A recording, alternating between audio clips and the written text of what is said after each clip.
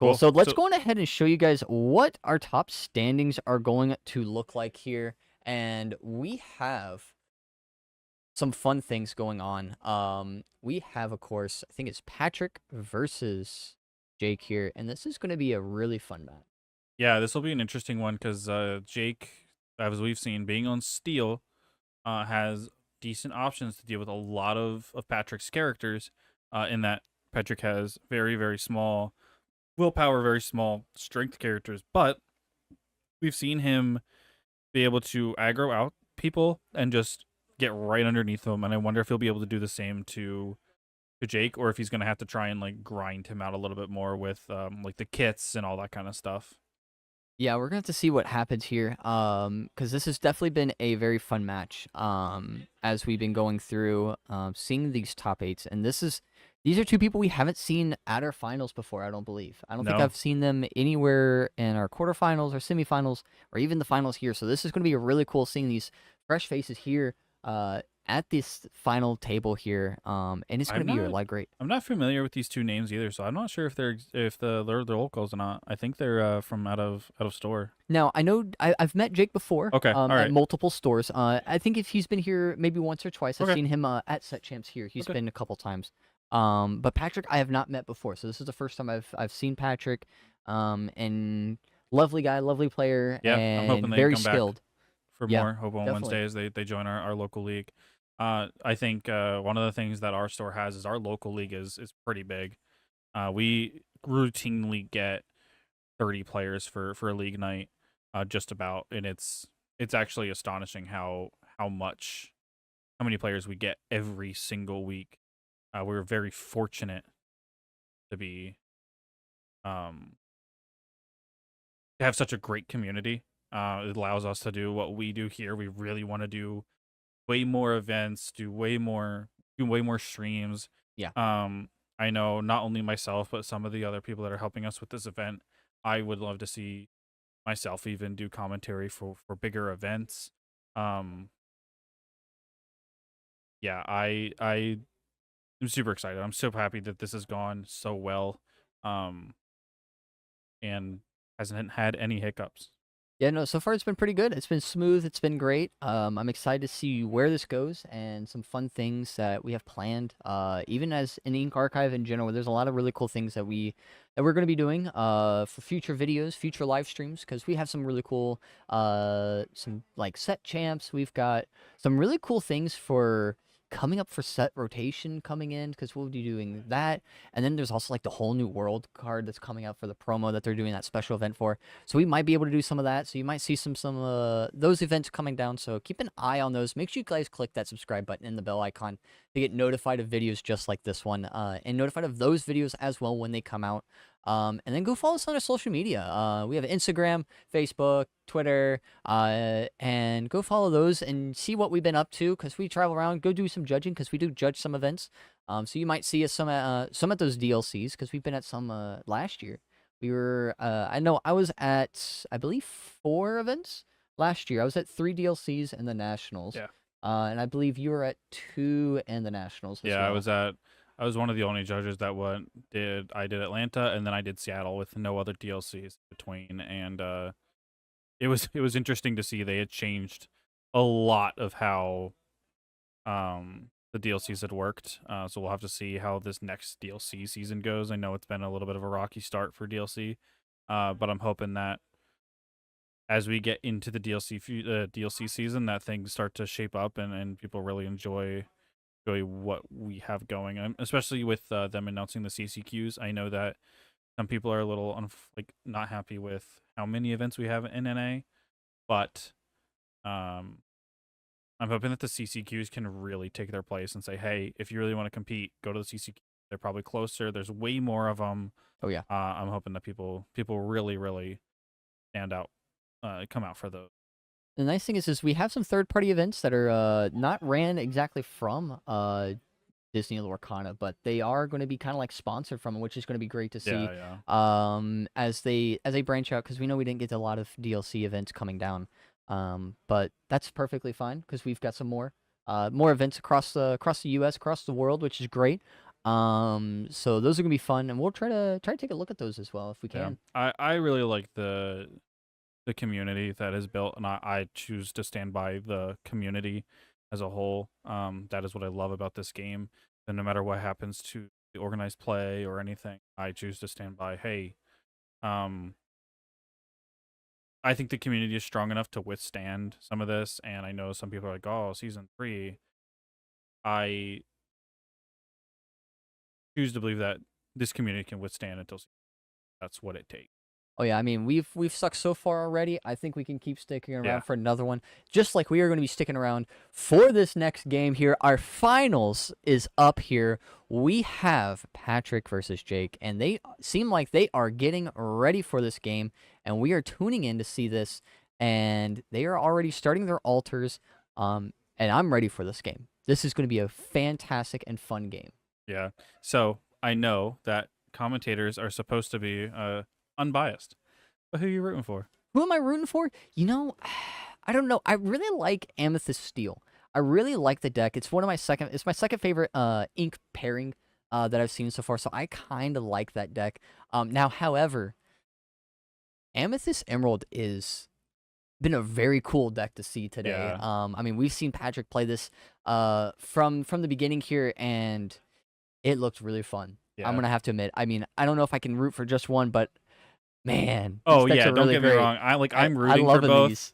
but I really like the Emerald Amethyst deck. I used to play it a bunch in previous sets, and I'm excited to see it. So I think I'm leaning a little towards that deck if I had to pick. But I'm rooting for both. I think both of these Yeah. players are phenomenal, and both of these decks are very interesting and very strong. Yeah, I'm excited for these decks. These decks are great. A lot of really fun things to that can happen, and we see double Diablo at this point. I mean, double Diablo is gonna be great. Yeah, both the same Diablo too. That's They are. crazy. And Jake's got another one in his hand too. I think we're just gonna see a bunch of birds. You know, bird is the word. Yeah, guess so. Jake's got a lot of removal in his hand. I don't know if that's what he wants to see. Yeah, the removal might not be the best spot right here. But it's definitely something that can happen. And help keep control of the board here. But we get to see a go-go come down. And see what technically happens here with this go-go, because I mean it's not going to really do anything yet, but it will at least kind of just be a body on board, because I mean that's really all that we have right now. I think Patrick just wants to um force Jake to deal with evasives. Like this deck, like we've just said with Adam, like Adam had a bunch of evasives, and Jake was able to fight through them pretty well. But Patrick has a ton more evasives. Like he has so many, and I think he can flood the board with them. And he goes, okay, either you have the removal for them or you don't. Like you're just going to deal with every single one. So he doesn't care too much about getting the most value out of this go-go. He just wants to make it difficult for Patrick to actually interact with him. Yeah, it's definitely going to be kind of rough here. But go-go certificate could be really good in this late game, which I think would be really nice, because we have these steal options coming down, like with this me that could be coming in later game. And we can move some damage around and then just play this go-go and go cool. All right, we get to gain a bunch of lore. Just how his goats and his cobras and the white rose. This go-go is going to be basically that for this game. Yeah. Now, like I said, notably, Jake has a bunch of removal in his hand, and that's all he has left, which is not the worst thing in the world for him to have, but also running out of characters. Like again, we've talked about it before. If he runs out of steam, like Patrick might just be able to like run him over. Say, hey, you don't have anything. I'm gonna try and run you over and keep you from like putting characters on the board and just put all of my stuff and like essentially vomit my hand onto the board and go, here's all my stuff, deal with it. Like you can't deal with all of it if I dump enough. Does see a fox though. I'm just not sure if that's exactly what he wants to see here. I guess he could sing with the white rose and then put it back in his hand to get another trigger later. That is an option. Yeah, we could possibly have this strength being sung here and kind of just knocking out a character or putting some damage on this go-go. But we don't see that. We actually see the Fox coming down and bouncing back the Diablo and then playing the Diablo again. So we can get 3 characters so that the White Rose can actually sing the Strength of Raging Fire to banish the crab. Yeah, pretty good. Crab is like one of those cards that's kind of annoying for Jake to have to deal with. Not too much though. I think he just doesn't want the 3/3 to be there to challenge any of the stuff he does have on the board because he knows he doesn't have a ton of cards, like ton of characters in his hand. Just leaving this strength right. Yeah, the Strength only being in hand is not a bad card, but it's definitely a card that you'll need a bunch of characters out on field, and getting a bunch now, he's got it. And there are some prime targets now. We have this Peter Pan Shadow Finder here. That is a good target to have. And now we get to play this library and getting to move some characters over to this so that we can get some draw triggers later on. And here we are singing another one, not banishing this Peter Pan. This is another Patrick's deck is another deck that like struggles with libraries quite a bit, especially without a grab. It just doesn't have the strength to be able to deal with the willpower of the library. So that might be some like Jake's saving grace in this matchup. And we do see Patrick with two genies in his hand, pull the lever. He just played one of the genies. Inks his friends on the other side, decides that he doesn't really have the opportunity to play it too much. So decides he'd rather have the ink to be able to play the characters that he does have in his hand.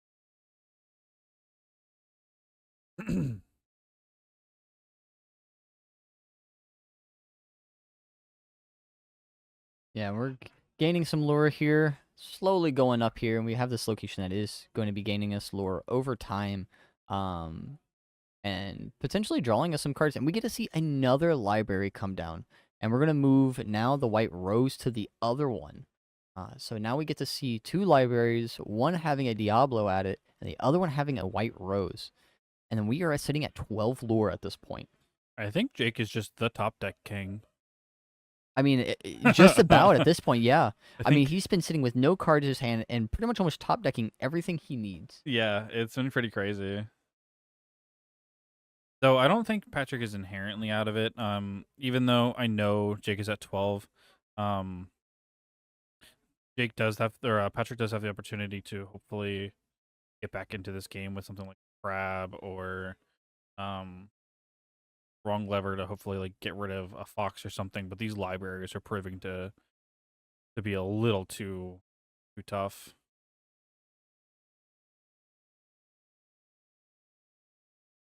Yeah, we're thinking on doing, I think we're paying 3 ink for a card, just depending on what we're going to do. And we're going to do the wrong lever, actually. Yeah. Taking care of the White Rose. To put it on the bottom because he has to pull the lever. So it doesn't have to deal with the banish trigger from the library. And we're going to see Go-Go and Genie challenge into the location here that doesn't have any characters at it. Just so we could start seeing that location starting to weaken down a little bit and get it knocked out kind of quickly. Yeah, unfortunately, it's gonna take too long. If he doesn't find like a crab or I think he's on some amount of crickies. I can't remember. Or I think he has on hypnotic strength too. No cricky, okay. No cricky, no. But he does have like hypnotic strength and stuff, so he does have a couple of options to pump the strength up of his characters a bit. I mean, of course, he has those foxes as well, which Yeah. is nice, but that's really, strength-wise, that's really about it. Jake and starting to see okay, there's a hypnotic strength, but I don't know if it's quite enough. He can take out this one location with his go-go with hypnotic strength. Yeah. And then you can start, like, swinging into the other one if we need to, but looks like we're just going to ink card and then playing this Curse Merfolk here, kind of starting now to put these characters out on the board so he can start questing now. I think he's got to put this damage on this library now, because if he doesn't, he can't take it out next turn. Yeah, no, this is definitely something that might be kind of rough to do here. Is wanting to go into to these characters, but it looks like we're just going to have the genie swing into the Diablo and then Diablo questing here. So that's note He going does. into location. He does. I think he has a Peter Pan. Yeah, he has the Peter Pan, so he can, if nothing gets banished this turn, which both of these characters are evasive, he can take out the library immediately, which is probably what he's looking to do. He doesn't want to have to deal with it anymore. But I think Jake's got a White Rose and a Goat. That might just clean up this game. Yeah, I mean, if he has a way to play them both, I mean, that literally gets the game here. I mean, we are currently at 18 lore, and seeing if we can play one of them here, we get it, but we get to play this goat, and then just getting to move the goat here, putting him at 19. So he has Yeah. to answer the full board at this point, and even if he does, that goat still sticks around and gives it to him. Yeah. And we're just going to go on ahead and move to game 2 at that Patrick point. realizes that no matter what he does, if he ever interacts with this Goat, um, he just loses the game. Unfortunately, Goat being one of those cards that really, if somebody's playing goats in their, like Merlin goats in their deck, they are typically playing to 18, not 20. Because as soon as they drop it on 18, they're like, oh, I can't ever actually interact with this goat, or I just lose the game. So you just aren't actually playing to 20 lore. Yeah, no, you're really not at that point. It's just one of those things of that goat just takes care of too much lore. It Yeah. does too many things. It does as soon as you get to that point, you just see a goat and you're like, okay, yeah, no. I mean, we there was points where do you have like the bounce goat, and that pretty much anybody says bounce goat, cool, yeah, no, that's pretty much it, and you just go to the next game at that point. Yeah. It's goats are way too strong with that lore gaining ability towards that late game. We'll have to see what Patrick being on the play here, needs to win this game. Which even if he does win this game, it does put him on the draw in game 3. Um, he did start to stabilize there a little bit, and I think if Jake just hadn't seen one of those libraries, he could have maybe taken control and gotten back into that game. So I'd by no means think that Patrick is out of this set. Like, he wins this game, and even on the play, I think he has a decent shot. Especially if Jake sees a start like he did before, where it's a lot of removal and not so many characters. Yeah, and we see here, starting the altar, we see Jake with some decent 2-cost characters, but no 1-drops. We're not seeing a lot of 1-drop characters coming from Jake's side. We see Calhoun, a Doc, and a Baboom, but looks like we're going to be putting back a good portion of that. Debating on if what we're going to be keeping here for the rest of them. I didn't get to see what What Patrick kept, I didn't Patrick, either. yeah. Yeah, he was real fast about it, so gotta be a lot of 1-drops. I think I saw a like I think Chris Murphy in his hand at least once. I don't know if he Probably. kept it or put it back. I just imagine what he's got right now is a decent curve, and so he didn't have to change too much, which is like all he's really looking for. Yeah. Patrick putting or Jake putting a decent amount of his hand back into the deck here.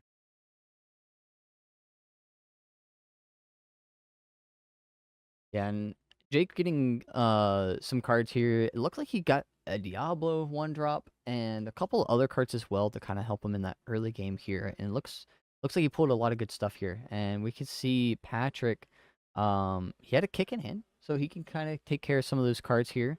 We'll see if that actually happens and see what's going on here. Yeah, we'll have to see what how Patrick decides to like tackle dealing with this deck. Like I said, being having no willpower against Steel, so rough. So I'm hoping he's probably just hoping like, hey, I'm gonna get all these characters out, and your 1 removal doesn't matter when I have 8 characters on the board. On like, Kit's also not, like you just said, Kit's not a bad option in this deck in particular. If he can like Kit back, any of the 1-drops that like draw him cards or anything like that, or even like deal with like the 1-drop Diablos and get them out of here. Hopefully bouncing like the evasive like Genies and Elsas, and while it does mean Jake gets the utility out of him again, I think the tempo losses is enough for Patrick to be like, okay, I can do this and gain some amount of tempo. Yeah. And we get to see Goat Flynn and a couple other cards here. It looks like we have Crab in there as well, in Patrick's hand. Looks like we're just gonna play the Finn and kind of just aggro out a little bit is what it looks like here. We're just gonna be trying to quest as fast as we can and make it so our opponent just doesn't get to gain some lore and has to answer our board pretty quickly here. And that's where this deck is gonna really shine. Is just gonna try to tempo out and either aggro real quickly or control as much as we need to. But I think we might be the aggro options what we're gonna be looking at here since we are on the play first here. Calhoun's pretty strong for Jake too, being able to deal with anything that Patrick plays, and gain 2 lore, which is like nice. Especially if like with this Flynn. Now he does have to discard a card. Um but I think he's okay with it. He's actually going to protect his Flynn, which is pretty huge. I think that's smart on Patrick. He knows, he sees this Calhoun, he says, "Oh, I don't want it to get challenged by Calhoun and have Jake keep tempo with me. I'm going to protect it and hold it back for a turn. Maybe he needs it for ink the next." Yeah, no, that might be what he's doing here. Um, we get to see two libraries in his hand. I'm seeing this now. There's two libraries in his hand, and these are some cards that might come down. I don't know if he'll play them right now, but I think there might be some cards that we might see later on here. But we get to see a Shmi first, and then getting to see a Magic Broom. Um, Now he's going to try to start aggroing out a little bit here and deciding, okay, I need to start gaining some lore. Yeah, I think Jake is very interested in getting both of these libraries down. I think I wouldn't be surprised if he plays one next turn and moves something there, like the Magic Broom. Maybe if he has like another character or something, eventually moving that over there to draw 2 cards instead of 1. Um, and I think he saw how strong library, like 2 libraries, was last game. I would not be surprised to see if he's getting 2 libraries down there as well. Yeah, no, those two libraries can definitely get out of hand real quick. And we get to see a goat and of course a fox. So those two characters are really good on their own. That can help, and if you can set them up with those libraries, it's going to be even better. Yeah. It's just a little awkward because like he wants to ink something here to move something to a library, but he doesn't want to ink fox or goat. If I'm Jake, I might just say, you know what? I'm just gonna play either my fox or just my library, and not worry about moving something quite yet. Does look like he's gonna ink the fox. Says, you know, I don't actually care about this fox. It doesn't do me too much here. I'm probably gonna get this library or this goat down. Yeah, and we're going to move that Diablo over. I believe it's Diablo. He's Either thinking about it. Diablo. We got Shmi as an option as well. Because he knows if he questions with the Shmi, it's going to get knocked out probably next turn. And we're going to see the Diablo and the Shmi quest here.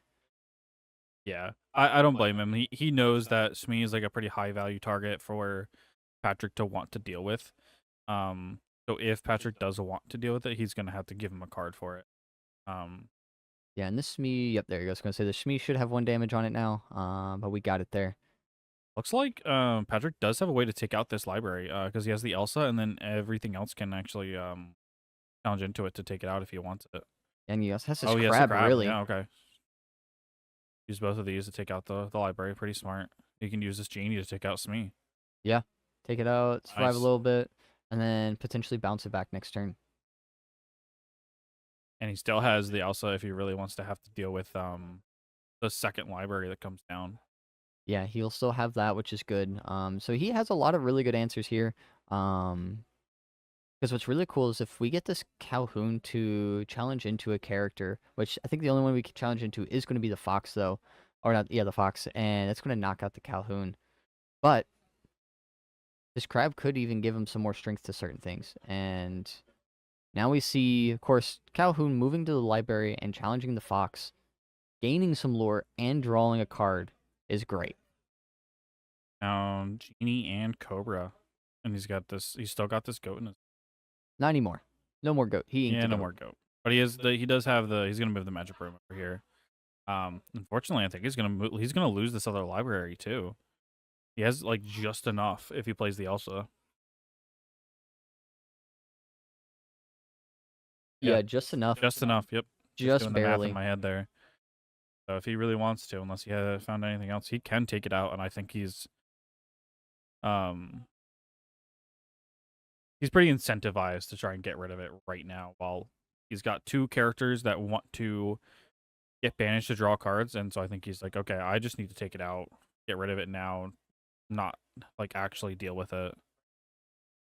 That's what he's Yeah. just doing the math himself. And Yep, taken out, there it yeah. is. And then questing for 2 with this Cursed Merfolk to keep him up there in lore is really good.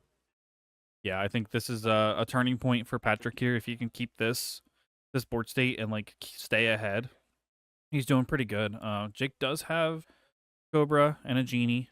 I did not see what the other card I he think it drew was was. 2 genies or a snake.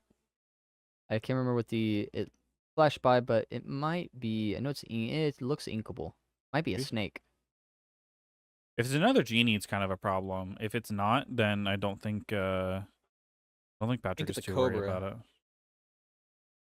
He has 2 cobras. He's got 1 cobra, No, it's a a genie. Oh, so it It's is a another genie. genie. It's another Okay, it's genie. another genie. Okay, that's what I was thinking it was.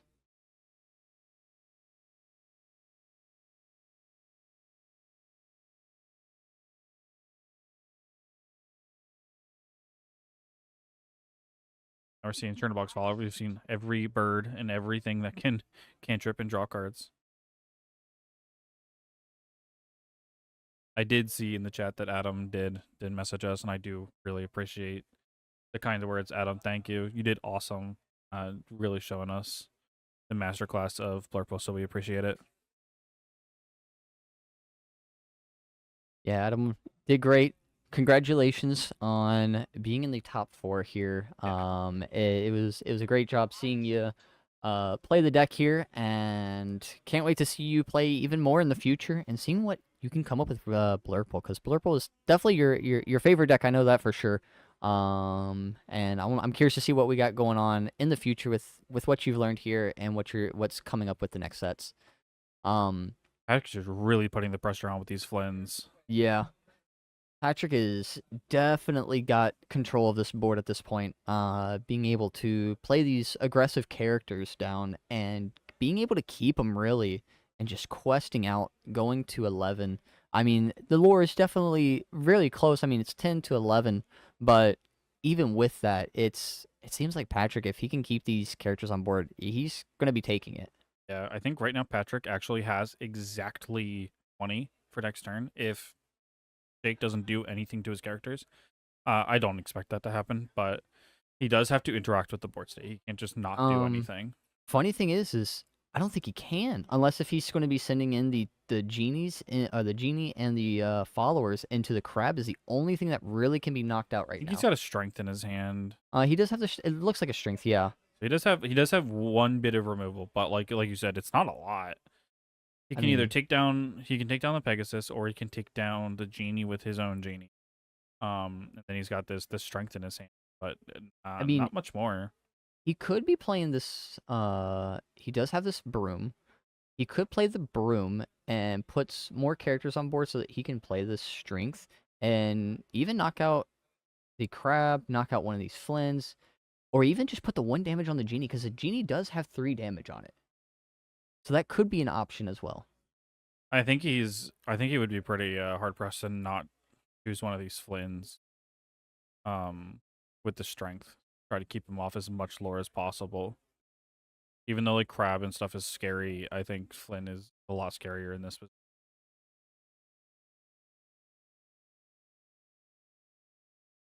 Yeah, thinking through, making sure he's making this right play here, and if he makes a play, want to make sure it's right, and I think he is going to go on ahead and play a Pete, actually, stopping any actions, coming down, and then questing with this Diablo. Now this Pete, is it a good card? I don't know if he really knows in this matchup, because I mean, we do have the pull a lever and wrong levers coming down, and then we also have the hypnotic strings, but those are the only actions we see in this deck. There's a total of 8. Oh, I'm sorry, I forgot also the friends on the other side. I forgot that as well. So there are 12 actions in this deck. So that Pete might not do exactly what it's needing to, but it is going to be a 3/3 that Yeah, gets I think quest he's for more one. interested in the 3/3 body and like just keeping even if he does play something, it's like, okay, I don't want you to play pull lever or wrong lever, but I think he really just wants the 3/3.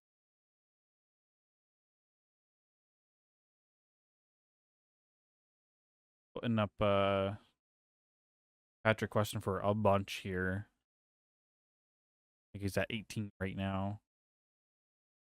Yeah, it is 18-12, and I think we're just gonna go on ahead and go to the next game. Jake realizing he's been stuck hard pressed at 12 for a long while here and just could not get out from underneath of Patrick's stuff. Unfortunately, just getting a little stranded there. So we're going to game 3. Only thing better Um, than a game 3 in the semifinals is game 3 for the final. yeah, yeah. I mean, we've had incredible matches. Like I said, these players are awesome. They're very very good.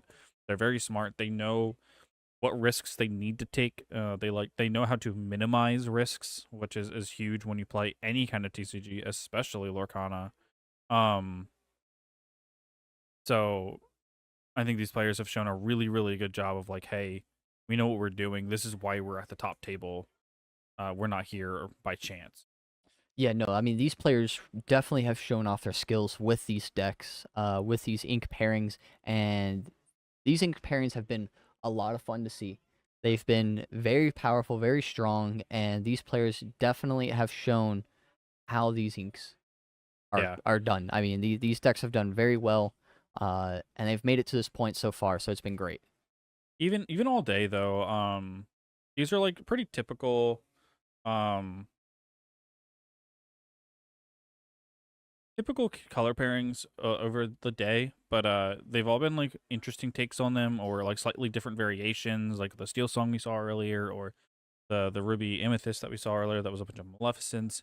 Even these two decks now, they're the Amethyst Emerald like is kind of standard, but like not playing Diablos is super interesting, like the Shift Diablo. I normally would see like a bunch of them on that Shift Diablo and Patrick not being on any of them deciding I don't need that card, I need just more threats. And Jake, uh, this list is a little more like standard, but also it's just solid.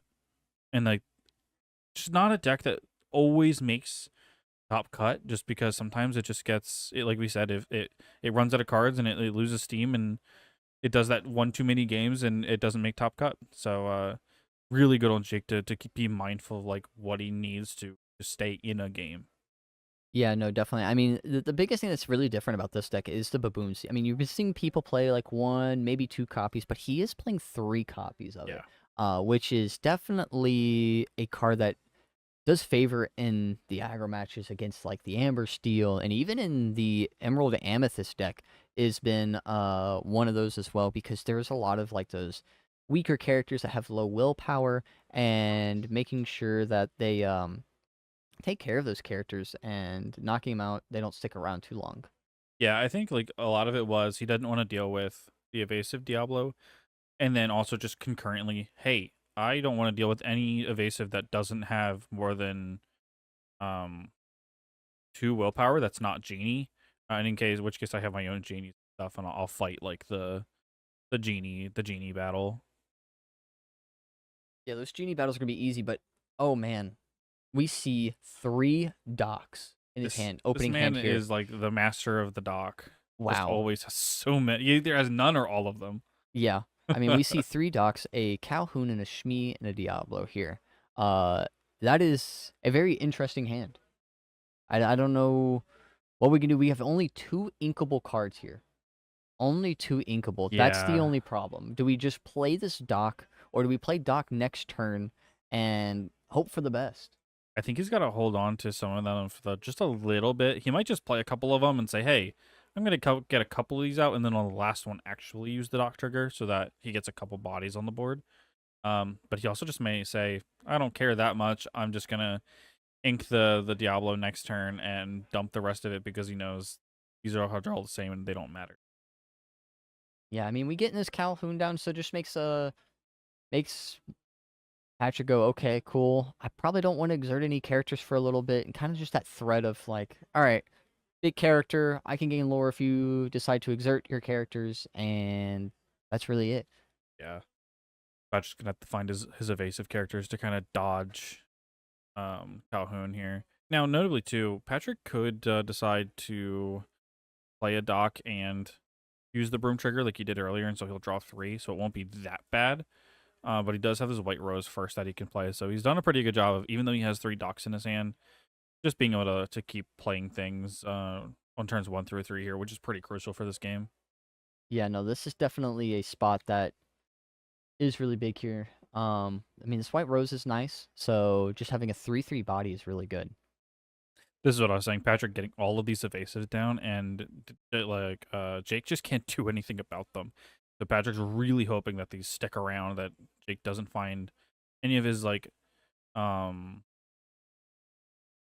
evasive characters on his own that can start to whittle these evasives down. He does find strength, but I think even if he strengths one of these characters, I don't think Patrick is too mad about it. Seeing one of the docks come down, he's going to decide if he wants to utilize it. Does not. I do think he plans on playing another one and doing it now. Yep. Oh, those docks.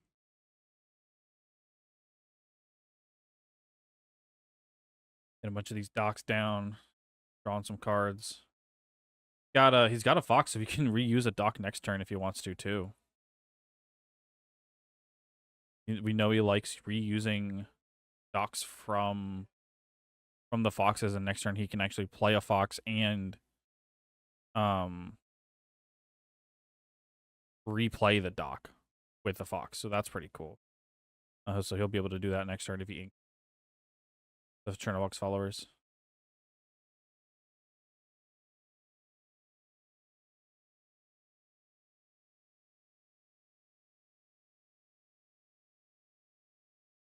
It's a genie, okay. Because he found a genie off the top of the deck there that I missed a little bit. Genie's super good at just being able to take care of Go-Go and Pegasus.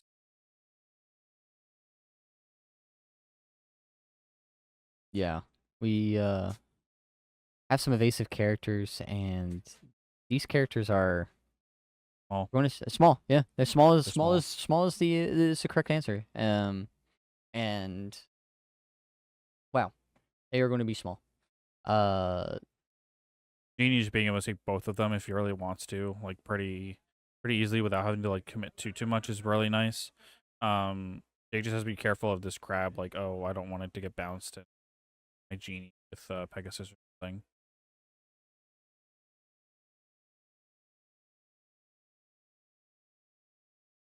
Yeah, now we're seeing, of course, this Peter Pan and a Curse Merfolk here, kind of getting some more evasive characters.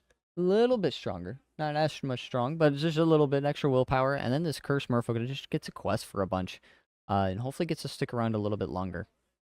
Yeah, I'm hoping that I think Patrick is hoping that these other cards are a bit more threatening, and this Curse Merfolk can sit off to the side and quest for 2 a little bit and not have a big deal with it quite immediately.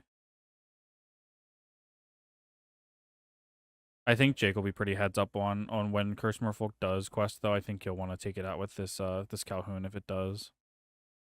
Patrick not having found any way to deal with this Calhoun. They've been kind of under a stalemate with anything that doesn't have evasive because this Calhoun is around.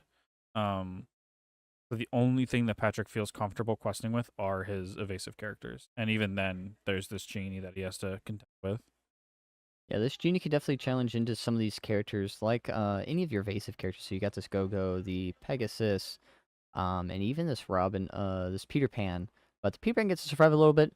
But challenging the Go-Go is definitely a good option, just in case it doesn't get bounced back, so that it gets to do the Go-Go things that can help him win. Yeah, especially if it gets bounced.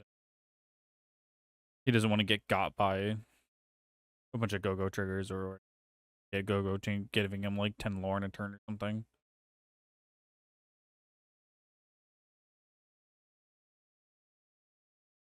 Jake's starting to really build his board wide here. 2 Calhouns is probably a really, really annoying for Patrick to have to deal with. He's got 2 friends on the other side. He's gonna have to expose his crab for one of them here. Just decides, hey, listen, I know you've got 2. I need to draw cards to find other answers or find more threats to put on the board. Force them to use them eventually. Yeah, and we have a goat in hand, which is not a bad option here, but I know we also have friends. I don't know what the last card is in his hand. However, okay, it's actually the wrong lever. Puts it back into his hand and uses it to challenge. Okay. Feels that he needs to get this genie off the table. Everything else he doesn't care too much about, but he wants his crab back so his opponent doesn't get the Calhoun triggers. And he's just gonna throw this Curse Merfolk to the wind. Wants to get the lore out of it while he can. Yeah. We gonna Notably, we haven't actually seen Patrick have any Ursulas, which I know he has in the deck. And so he hasn't been able to like steal any of the songs that Jake would have, like that strength he had earlier or something like that. Maybe he's been inking them or throwing them back, thinking that like, I don't really need them that much because there's not that many songs. And yeah, we've seen the Fox plus Doc play. Gosh, I mean, you literally play this Fox, then get to play the Dock because it's the only card left in the hand, and then refilling your hand with 2 cards, which is a Strength and an Elsa. Yeah, That's probably what you're going to be looking for the next card being played. As soon as Patrick plays the card, it's going to be banished immediately. There's no Yeah. reason why it's going to be sticking around. This is looking like more and more like an uphill battle here for Patrick. We'll have to see what he comes up with to deal with all these bodies. Just wow. Now, wondering what Patrick can do here. I mean, this is going to be an interesting one. Seeing what characters he's got, because it's just shy where we can't see it. But all right, I think we got a Flynn in hand. I believe is one of them. And there's a couple other cards as well. I think he's got the Friends on the other side, Flynn. Can't tell what the one. Oh, he's got the goat. I do remember him seeing the goat. And then we knew he had the crab. I think there's one unknown card in his hand that I didn't get to quite see. But we know that Jake's got this Elsa. He can very easily take out this Flynn if he wants to. He has the strength in his hand. He can sing it with the Fox to get rid of it. He's got plenty of options here.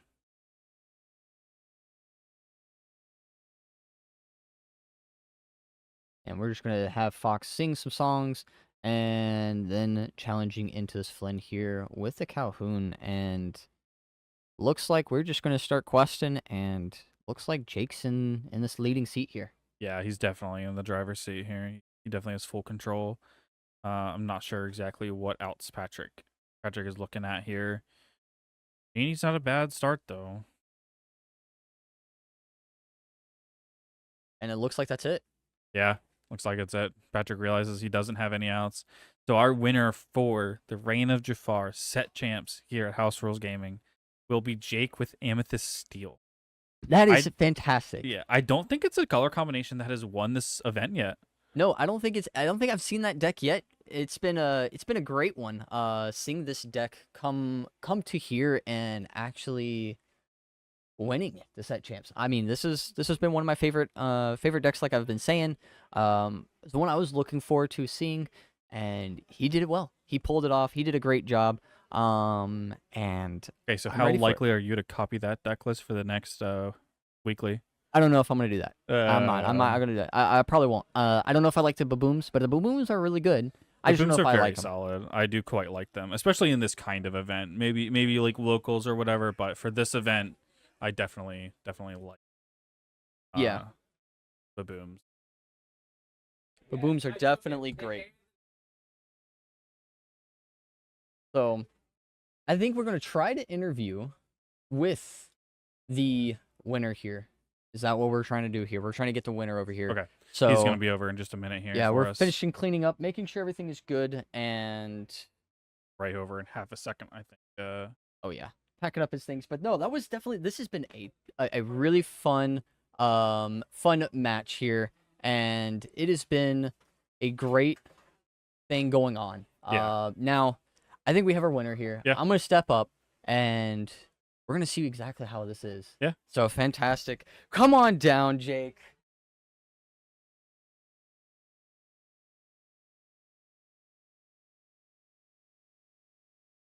How you doing? Good, and you? Pretty good, pretty good. We have watched you for the last 3 matches, pretty much all day long. We were like, man, this guy has been on a tear with these docks. You have seen so many docks in this top 8. Yes. I will say the last game 3 of this final round, I did not expect myself to do well. Yeah. My mulliganing 5 and running into triple dock. Oh, we back to saw back. that. Yeah, we And were the like, Calhoun. oh, this might be tough. But yeah, I mean that's what the deck is centered around doing, is trying to dump your hand and kind of try and live off dock. Yeah, we saw you really were a fan of like, hey, I got this Fox. I'm going to Fox dock, where I think a lot of other players would have been like, oh, I'll Fox my White Rose, or I'll Fox my. Right. You really just liked getting value out of this dock as many times as you could. Yep. And even in the match in semifinals, I believe against Adam, you were thinking about questing with a dock at one point, and then said, you know what, I'm not going to quite yet because I might get a Fox. And then immediately were with the Fox off the top of the deck, and I was like, ah. And Adam had to choose, do I Hades like the dock or something else? And he chose something else, and you were like able to like, oh, I'll take advantage of that and play that dock. Yep. How was the rest of your event today? Good. Dropped a couple games here or there. Obviously, it's not a free game by any means. No. Played into, I would say, pretty good matchups for my deck. For the most part, it was I was trying to dodge a lot of the Steel Song mid range. Of course, yeah. That can be a little bit harder for me. Of course. Otherwise, no. It was a fun event. Definitely haven't come out to house rules as much as I would like to, but yeah, it was a fun environment. Great people. Yeah, we were great to have you. Do you want to show off the map to the stream a little bit? This thing looks phenomenal. I think it even has like a little bit of foiling and everything. It looks great. I'm a little jealous. If I didn't have so much fun casting the event, running the event as much as we did, I definitely would have loved to play in this event for just this, because this map looks awesome. Yeah, this is something I've liked better than the previous couple. Of course, yeah. But next set, looking forward to that Mal Dragon. Yeah. Oh, of course, everybody is. Yeah. We also, as the team running the event, are like, man, we really want to play in the event, but we want to do it for everybody too. So we're gonna try and figure out what we're gonna do with that. I have one last question for you for your deck here. We noticed you were running 3 of the Babooms. What was the thought behind the Babooms? Diablo hate. Okay, that's what I figured. So usually, the Amethyst Emerald decks are a problem if they're running the Shift Diablo. So once I gathered the knowledge, obviously watching him play his top cuts, watching him play just in Swiss as well, knowing that he likely wasn't playing him or he wasn't ever seeing him, definitely helped out a little bit. Yeah. Played against the 1 Emerald Steel in top 8. Yep. And that's where it came up a little bit. Mm-hmm. The other side of it is a lot of people don't know that it also targets locations. Yeah. So hasn't come up today, but every once in a while, especially against like McDuck Manors, yeah, it can be a pain trying to get 9 in. And of course, if you just need that little bit of extra reach and you just don't have it and you don't want to commit a character to it, it's just like, oh, I have this Baboom for me. And it being inkable is just such a nice utility card. It's like, oh, if I don't need it, I can ink it. It's not a huge deal. Yeah, and that's the other trade-off is people are usually on like Fire the Cannons. I just don't like the uninkable. Yeah, of course. Especially when you're playing like docks and everything else, that it can just kind of strangle like even your game. You saw 3 docks and you're like, man, I'm really strangled for resources here if I can't draw a bunch of inkables in a row. Yep. So, well, it was great to have you on. I hope you can come out to House Rules a little bit more for the next one for locals. We would love to see you. Thanks for coming on. We really appreciate it. Nice meeting you. Nice seeing you. Thank you. Alrighty, everybody. Well, that was our Reign of Jafar set championships. Congratulations to Jake for taking it all with Amethyst Steel. I do believe that we'll have the deck list for our top 8 posted when we try and do the VOD and everything. We'll try and get that up at some point so everybody can can see that. If you liked what you saw and want to see more later, please hit the like, the subscribe, hit the bell so you get notified when we go live or when we post new videos and all that. So, do you have anything else you want to say, Briar? I'm gonna say that mat is pretty. Yeah, It- it is. I don't know if the camera can do it justice, but the mat shines just perfectly under a light that just gives Yeah. it a nice little glimmer, and it's like, oh, Yeah. it is a gorgeous mat. I will have to say, I'm kind of jealous myself. I mean, it looks really good. I'm very pleased with what they done with this set champs mat. Yeah. But yeah, it's been a great day. I've been having a lot of fun. Hope you had a lot of fun. I Did you have have a lot fun? of fun. I had so much fun. All right, great. And then I guess we'll have to wait till the next one then. Yeah, I guess this is us signing off at the Ink Archive. I've been Tyler. I've been Briar. We'll hope to see you next time. Thank you.